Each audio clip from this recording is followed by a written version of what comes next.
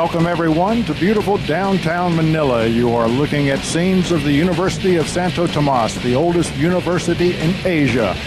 And you are about to join us in the Philippine International Convention Center, where we will be watching day 2 of the inaugural World 10-Ball Championships. Hello everyone, I'm Jerry Forsyth alongside Emil Soriano. And Emil, we've got the results from day 1.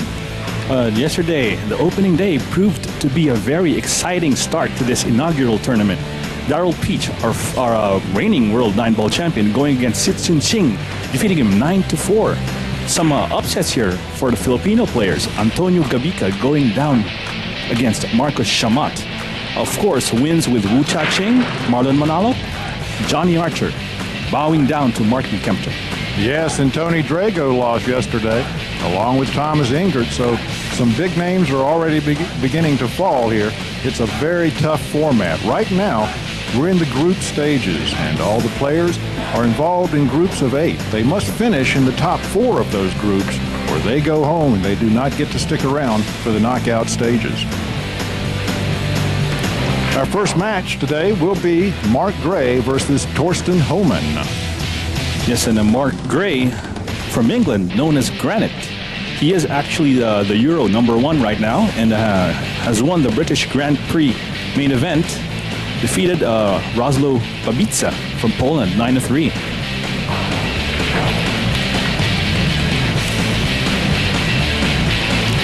His opponent is Torsten Hohmann.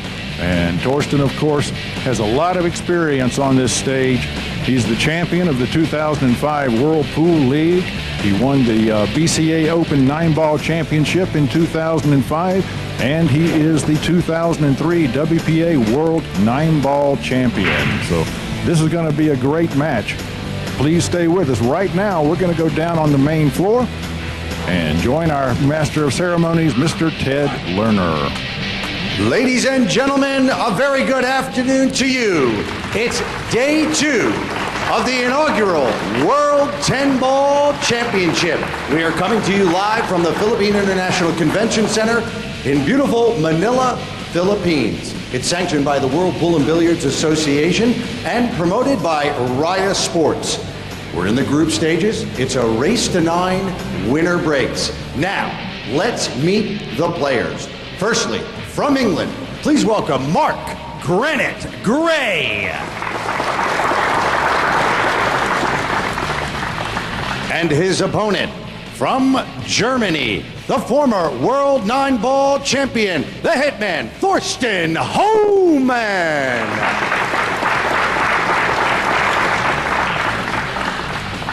And the referee for this contest, Federico Pedic Lingan.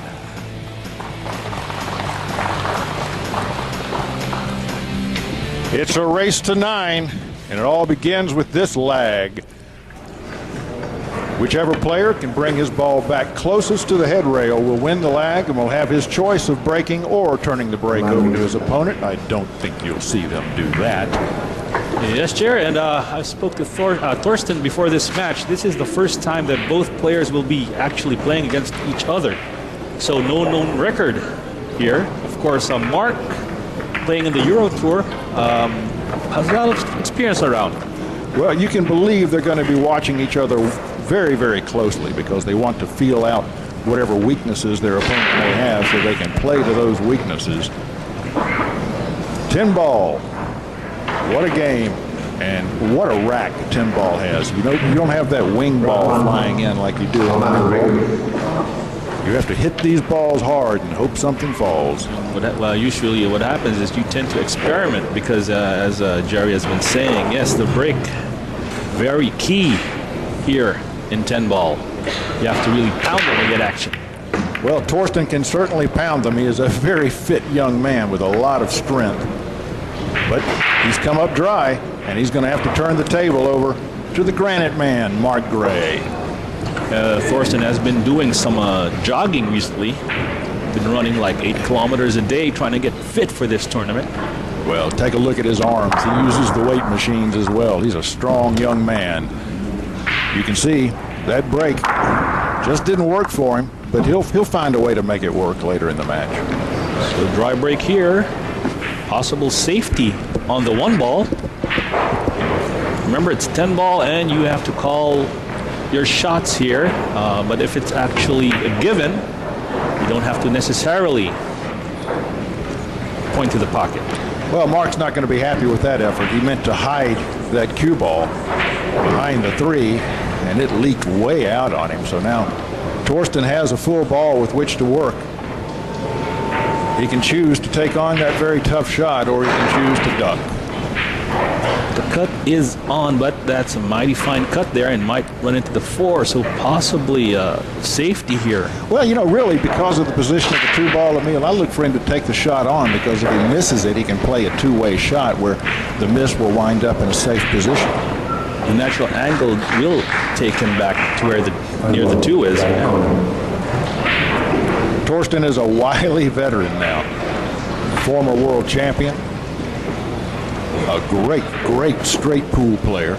And just recently won the AccuStat straight pool tournament. I think he went 8-0. He did, and he had some magnificent runs, several century runs. Trying to go for it, but plays a 2-way shot, and will this hide? No, this will stick out. Well, Mark has virtually the same situation that Torsten had, so we'll see how he chooses to handle it. Mark Gray is a very confident player. Yeah, you know, really, Torsten missed that ball on the wrong side. He wanted to hit the long rail first if he missed it, so that the 1 ball would come back and snuggle up against the foot rail. He's given more of a shot away than he is.